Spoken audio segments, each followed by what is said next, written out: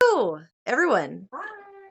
Hi. So Danielle and I were just talking about our past lives, and because you know how when before we come on, like I'm like basically giving an intro as to what happened previous, and we're discussing like why I curse so much.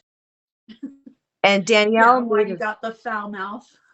yeah, basically, yeah, and her analogy as to a possible reason why is maybe I was a pirate in a past life. Uh, Arr. how much do you like booty? Hmm. You always chasing that booty. Yeah, you know it. Booty, Sometimes I booty, say I'm a booty. man trapped in a woman's body. Sometimes I can kind of relate.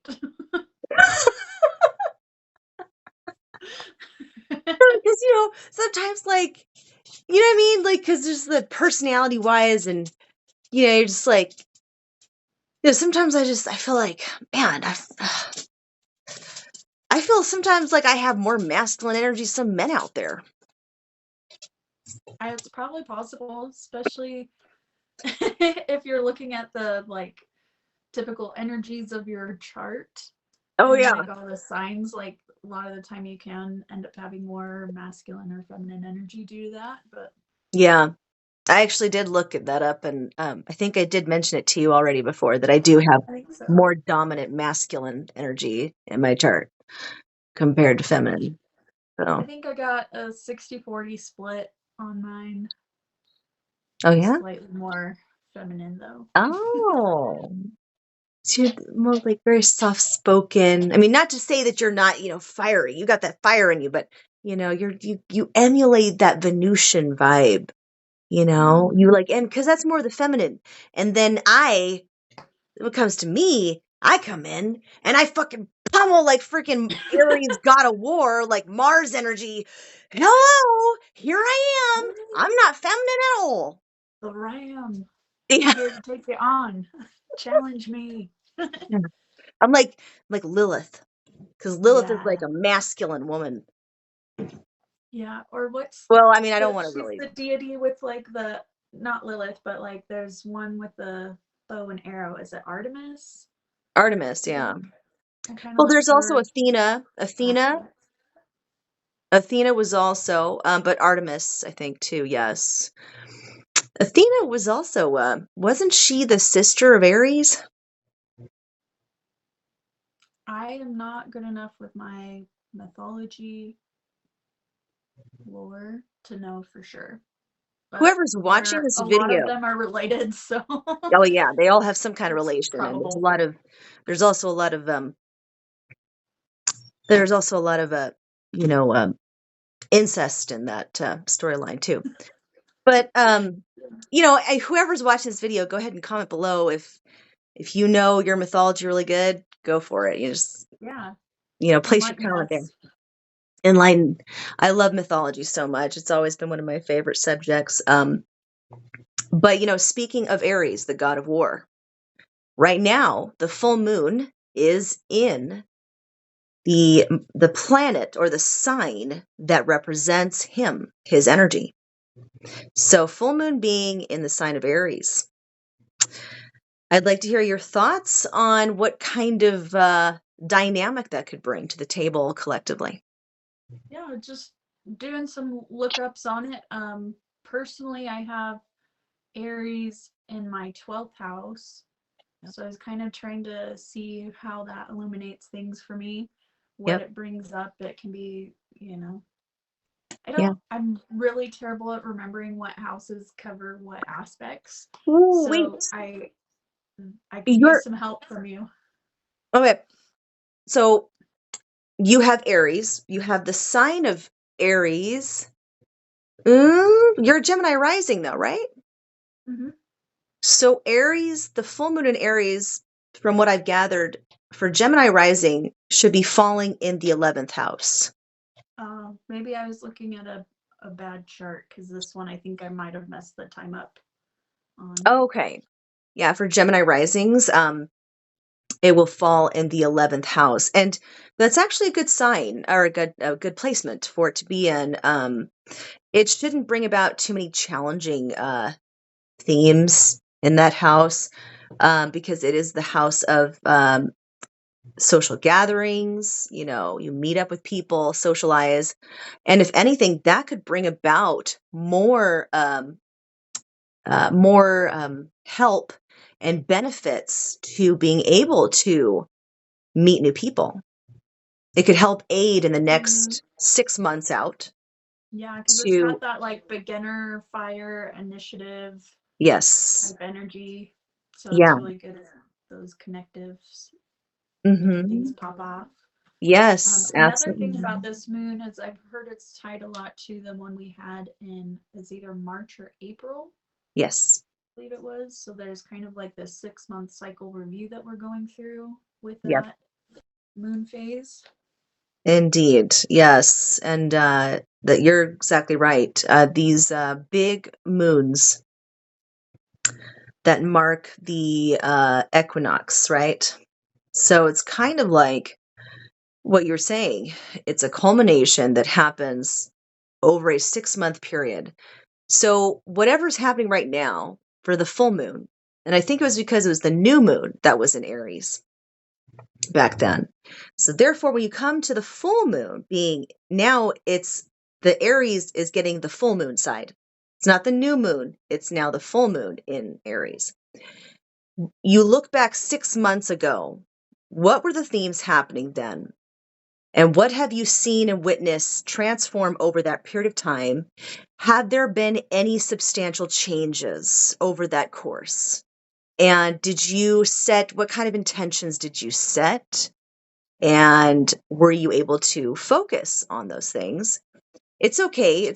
I mean, not everyone's going to fully accomplish everything that they were set to do. So when we do look back at those things, it is important for us to not be, to not become like upset or feel disheartened if maybe the initial intention back then didn't really fully come to the way that you wanted it to come to. Yeah, So, it's one of the layers of the great mystery of the design of life is that not everything is meant to be seen or done in the time periods that we necessarily want them to occur in. So sometimes mhm.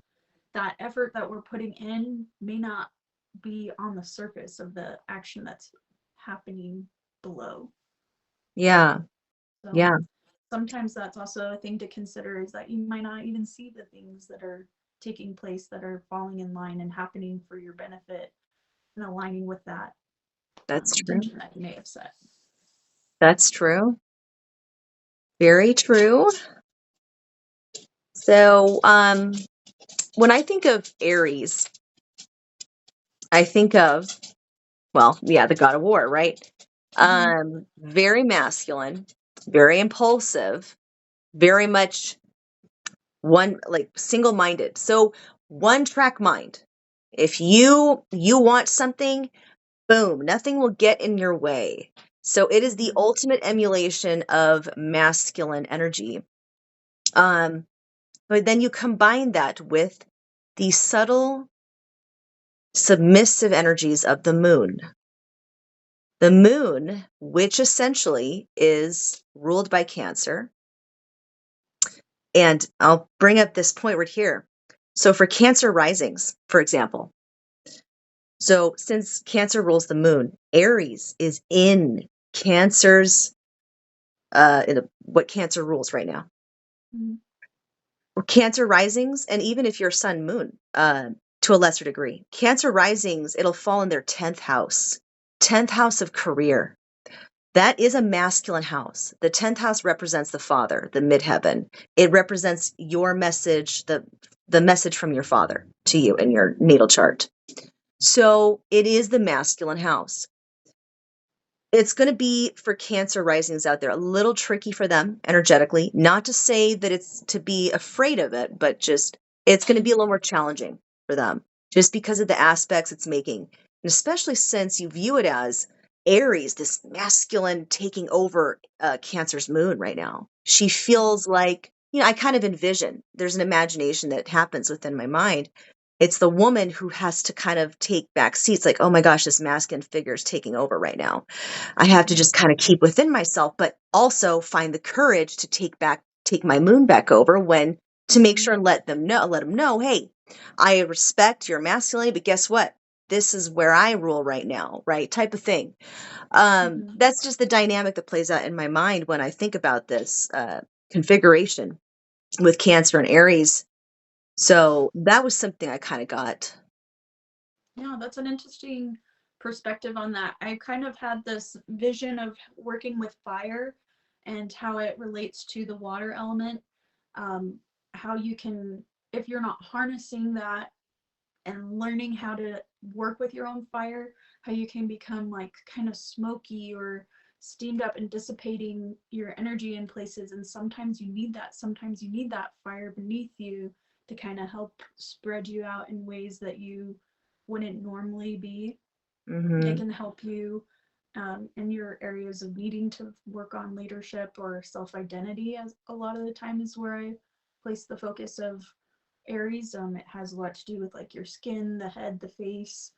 So, Yeah. kind of how you're viewed initially to the world and presenting. And um, so, kind of just not like, are you becoming overwhelmed by that and like getting lost in the smoke or becoming all steamy over things, or are you Yeah. learning to work with your fire and let that action actually take you places? Because I was kind of thinking also how it relates in the element of air too. I had these kind of visualizations of the smoke and the air, and like if you're not using that action, it just kind of consumes you. The smoke, it can get caught in your lungs. It can be, you know, Yeah. very dense energy if it's not released. Like that fire wants to be, it wants to take action, it wants to move. So you can't hold on to and suppress things. And I think that's where the earth and water elements can struggle with fire. Yeah. Well, fire is very tricky. That's for sure. Fire does represent the soul. Like for example, in tarot, in the cards, the swords represent communication, right? But it also represents war because it's swords. It represents royalty. It represents the higher ups because they have they got the power because they have the equipment to threaten and basically intimidate their way to hold the head position.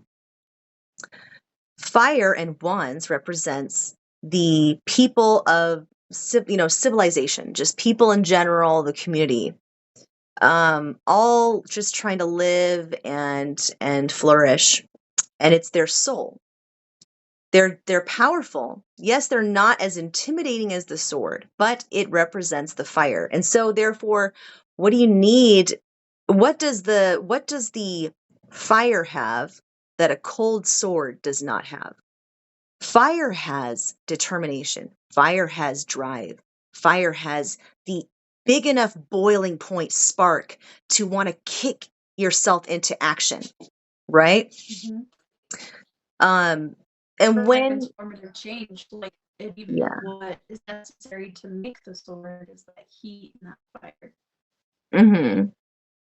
Uh-oh, your screen is like frozen. Am I glitching?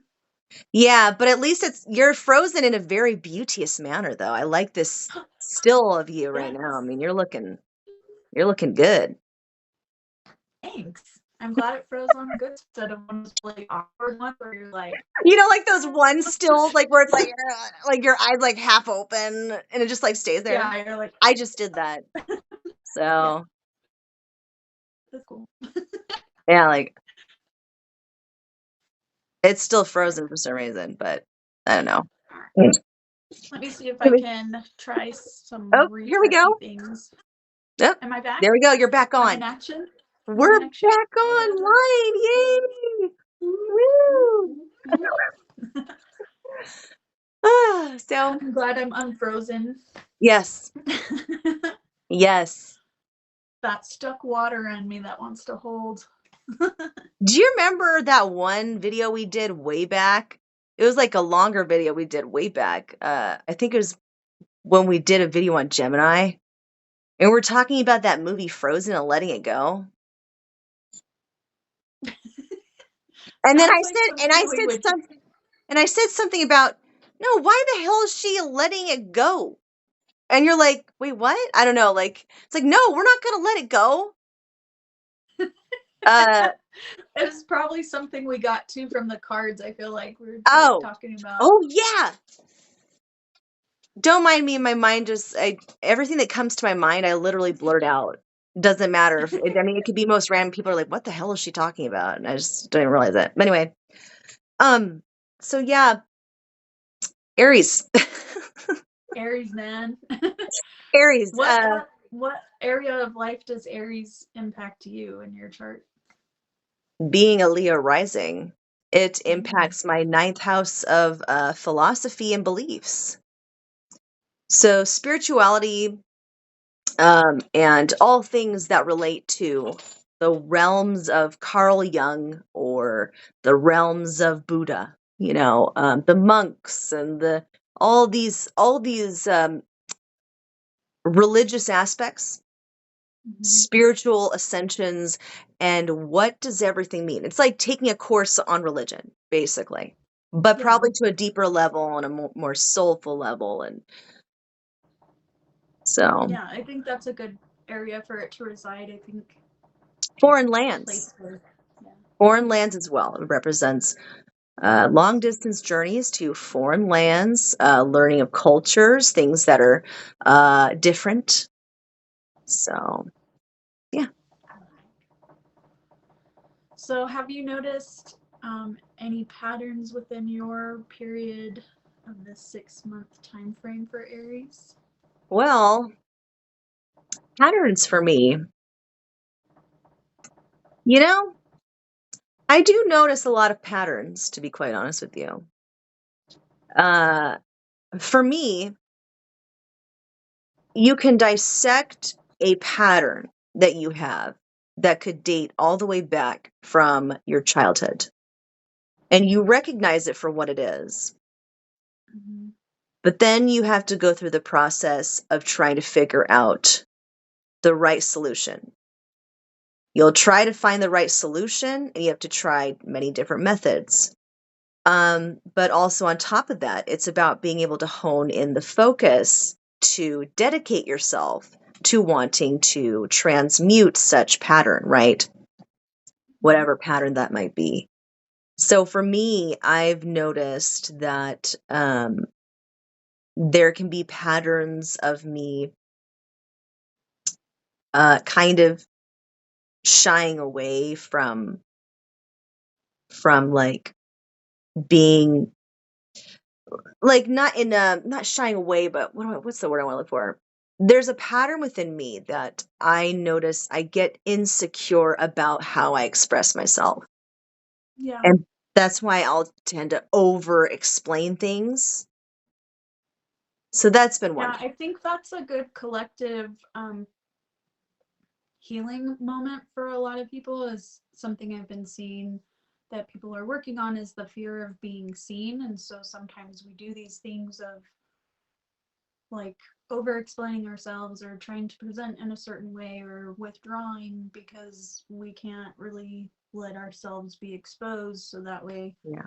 we're protected, but it's, you Yeah. know, got its defaults and or defects of having that as a coping mechanism. Like you Right. shut yourself off from growth and experience and trying new things and the opportunities to fail, which give you the opportunities to learn and grow and transform and all Yeah. of those Yeah.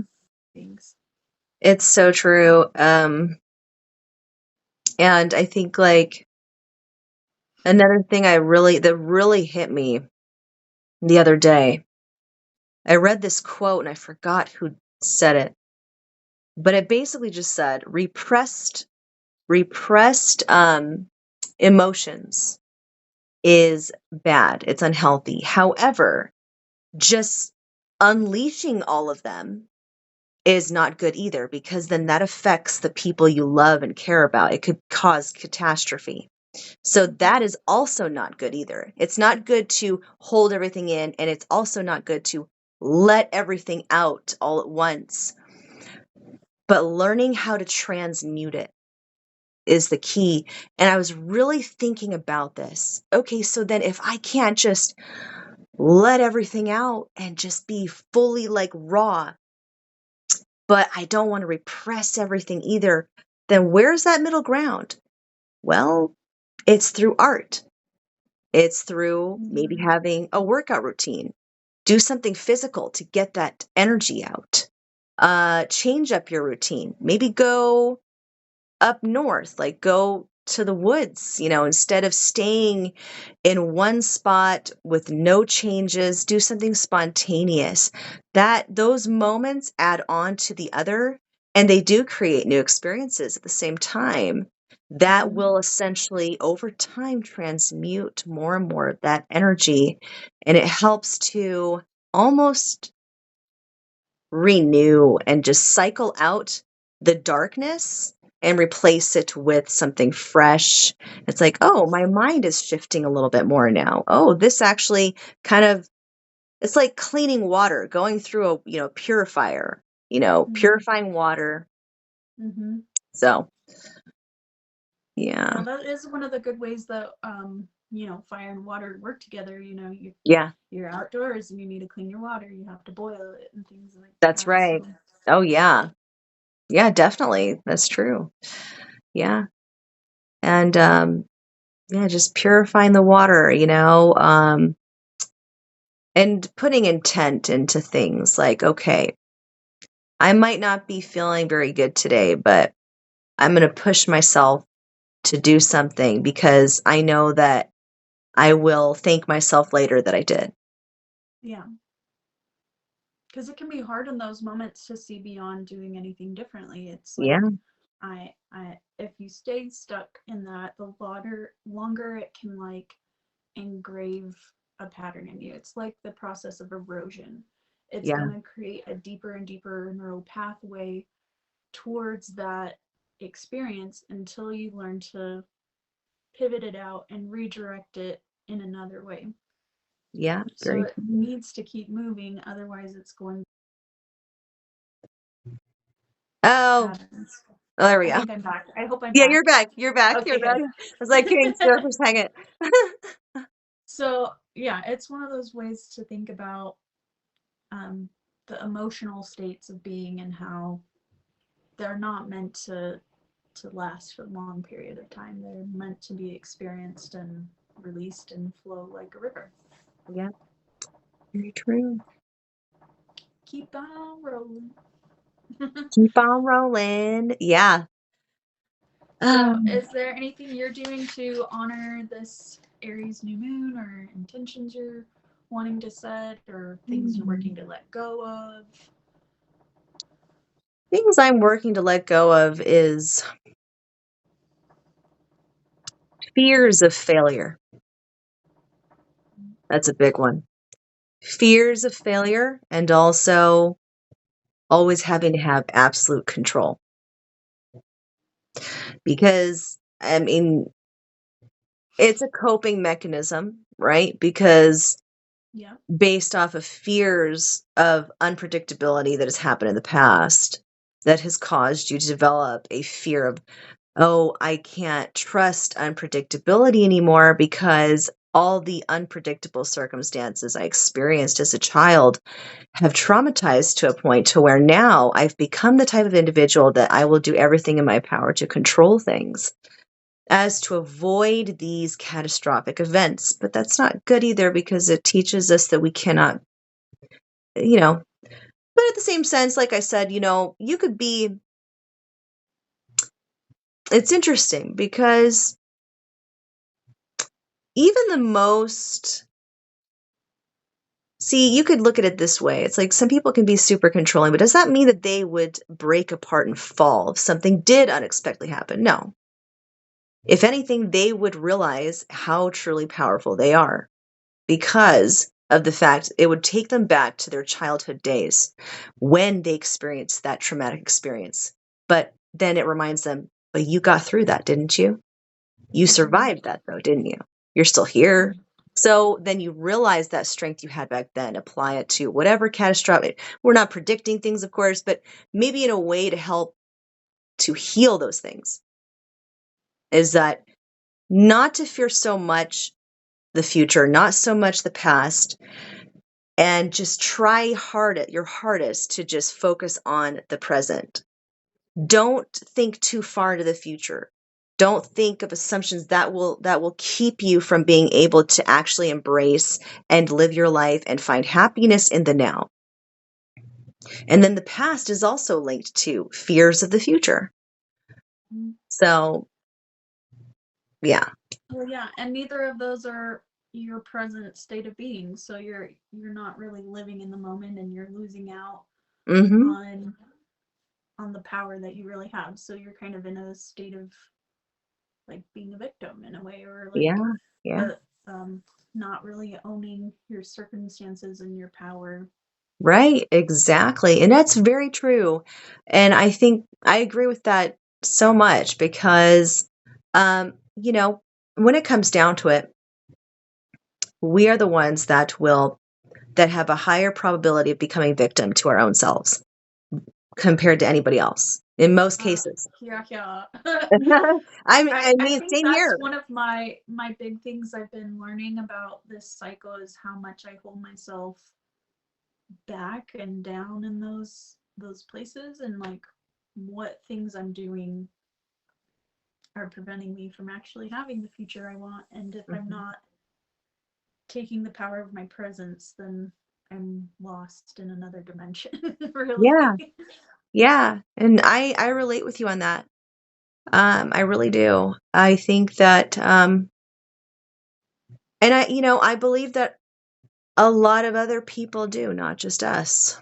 You know, we're not alone in this. And there's many people that understand this difficulty in life and they recognize it. And the important thing is that, yes, we can recognize things, but just understand sometimes it's going to take several hundred tries of trying to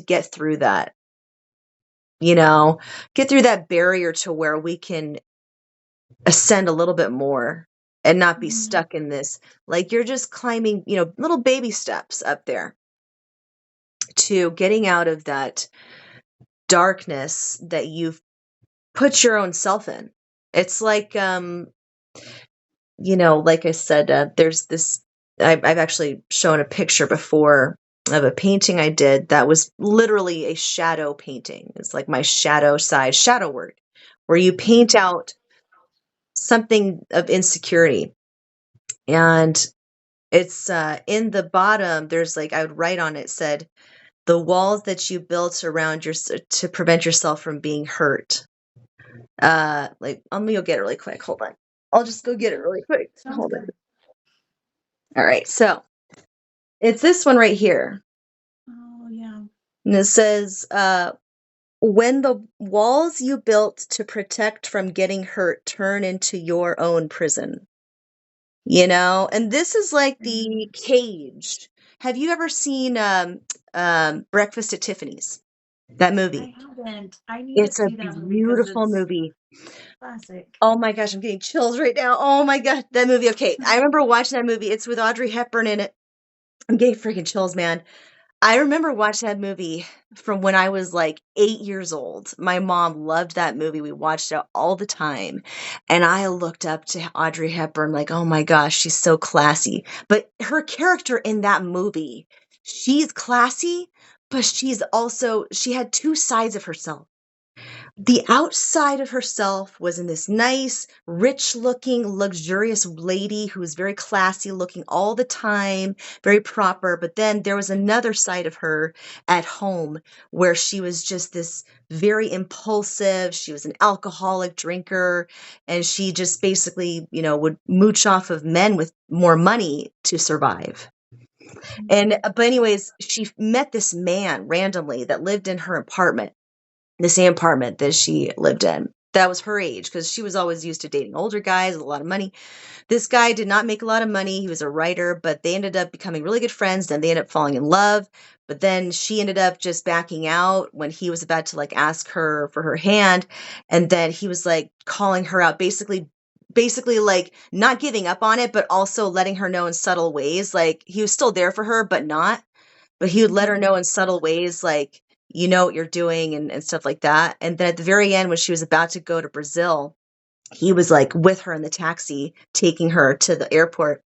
And he just gave her like the ring that he was planning on giving to her. And Mhm. her cat anyway, something like this. Anyways, oh my God, I'm getting chills. You guys watch it, okay? I can't be doing this, okay? Gosh, jeez, friggin'. I'm sure people watched that movie before. I Anyway, love those like complicated layered stories that kind yeah, of go over like that's really good character development because it's relatable.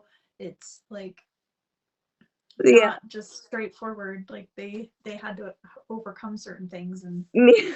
And I I don't just know. took my time, like 10 minutes straight, to explain the movie storyline. Just, I mean, Breakfast at just like Tiffany. Pretty Woman, because she's a pretty woman.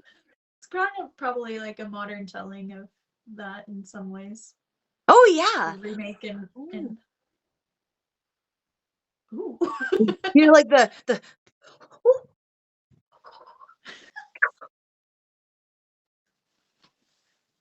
yeah. Anyways, so let's just do like clips out of movies, romantic movies, Rom coms. rom coms. Anywho, so uh, yeah, we were talking about the um the things we're working on and patterns and what we need to or what we should strive to work towards healing and enduring through in more healthy ways. Because I don't think it's possible to fully, absolutely, ultimately, above all, like heal something in an absolute way. I think that would It's an kind of be ongoing process. Like exactly, one of the exactly. things you mentioned earlier brought me to this like visual I saw from it, somebody teaching about the points of like through healing, like you think you've overcome something and you've healed it and that you'll like kind of set it down and never have to look at it again, but it's really an ongoing process throughout the cycle of life. So it's kind of like they did a spiral Yeah, and they said that the beginning part of the spiral is like age 6 and you have this message that comes to you and you have an experience and a reaction and then you kind of let it go and then the cycle moves on and then that comes back up again and then yeah, age 14 you having to deal with the same thing again and then you kind of go through your cycles and you have another point of yourself at yeah, 25 who's dealing with this same thing coming back again and you're like okay there you are old friend, like what do I need to learn from you this time exactly. and you kind of I think that's one of the main things for me about Aries is working with it in a more like loving and friendly way like you said, like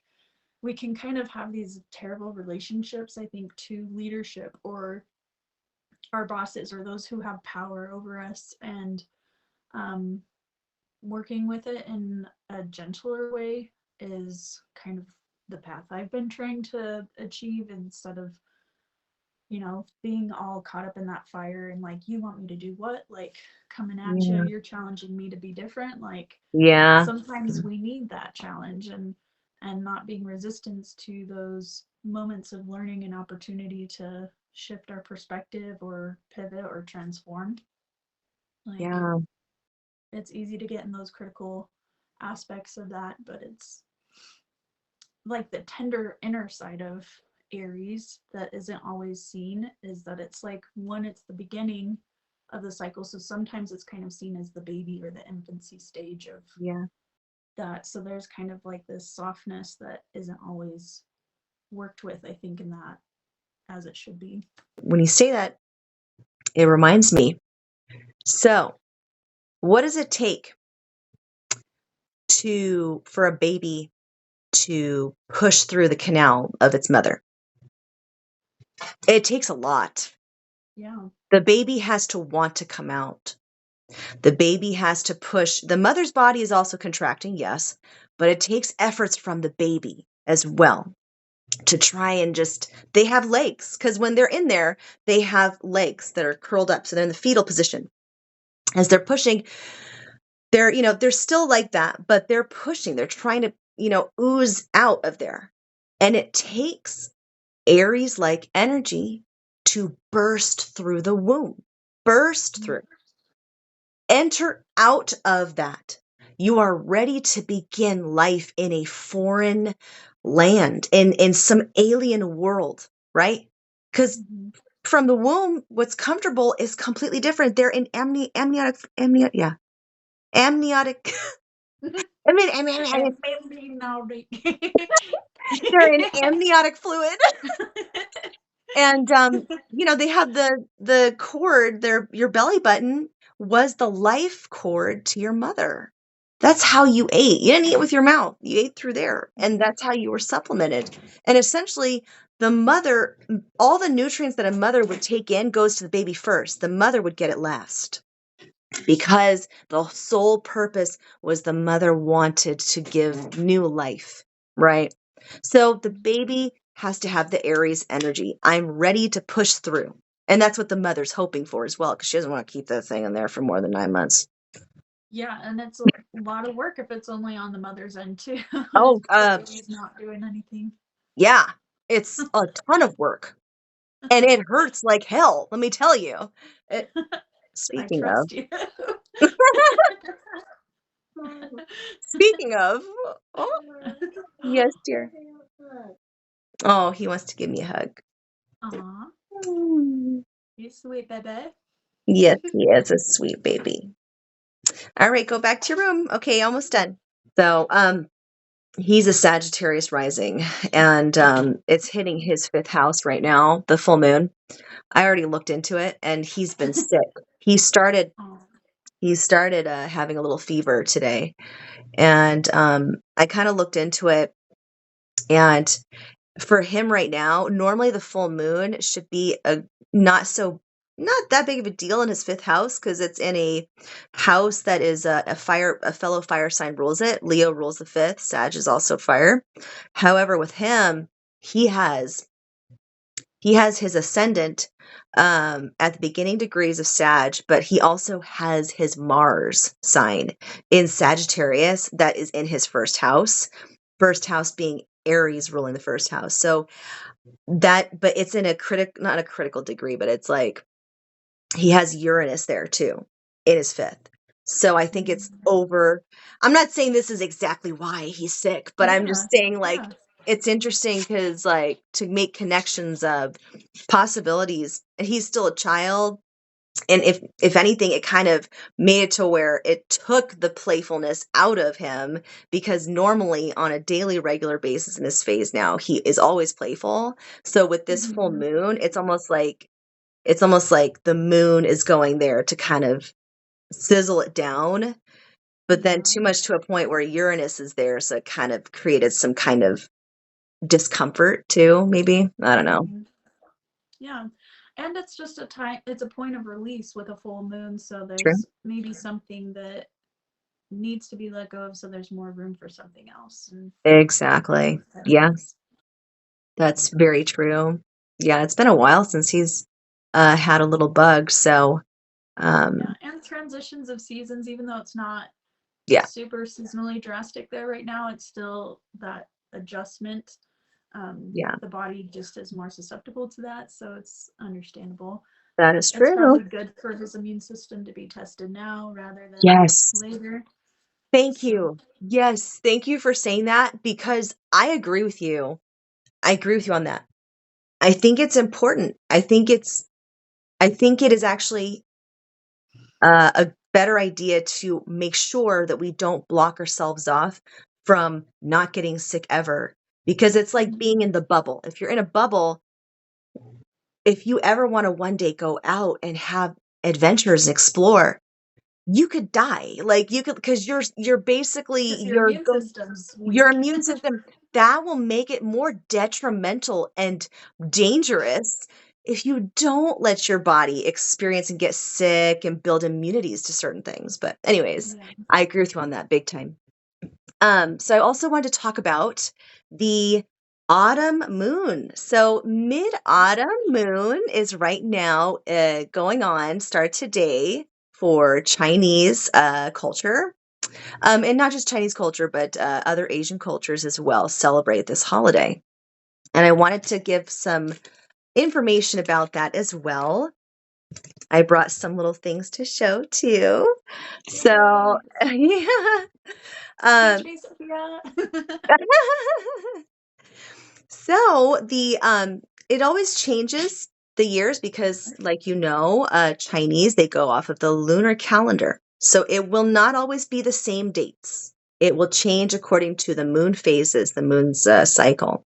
So this year, 2023, it is today till September. Well, today and tomorrow. I think mainly today and tomorrow.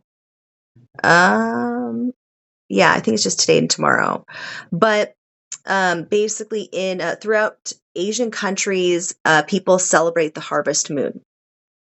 Mid-autumn festival falls usually happen around this time. Like for example, this weekend, my mom and my aunt they're going to a local moon festival that they have Oh, here cool. in honor of that. So, um, but it's known as the night of the full moon that signals the time of abundance and completeness, just like what this full moon in Aries represents completion, Mm. abundance. Um, Every year, Chinese families celebrate this by going to family gatherings, having moon cakes, and tangyuan, which is basically like a tangyuan is some like a balls that you boil, and they're rice balls, like mochi balls, but you boil it in hot water, and it has sesame filling in the middle, or sometimes they have other filling like peanut filling, but it's super good. Then they play with Sounds yummy. lanterns. The lantern festivals and then you gaze at the moon. It is widely celebrated in Chinese culture and other countries such as Japan and Korea. They have similar holidays as well.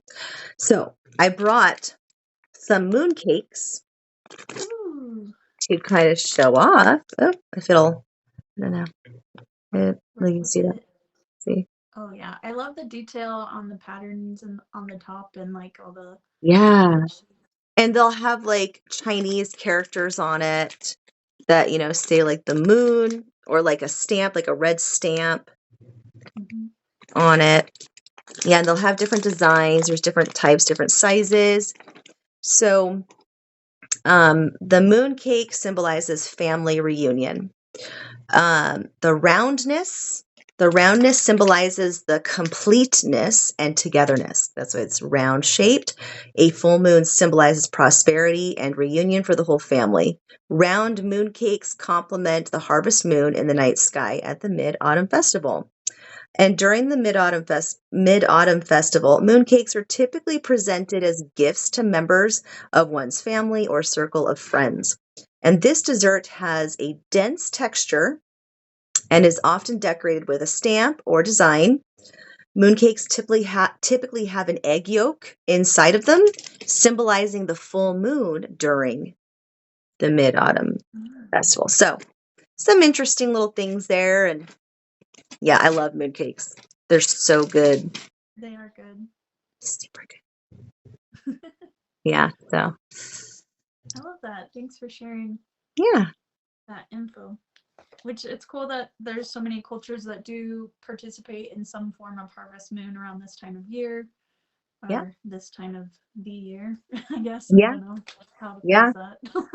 Yeah, I know, right? Well, But you think it about it. is cool because it's like we're reaping all of that harvest from the summer crops, from intentions we put in, our efforts. It's Yeah. that preparation time for the colder months that are to come. Yes, So and I am so ready for it. yeah, I'm sure you are. I am so ready for it over here. Oh my gosh.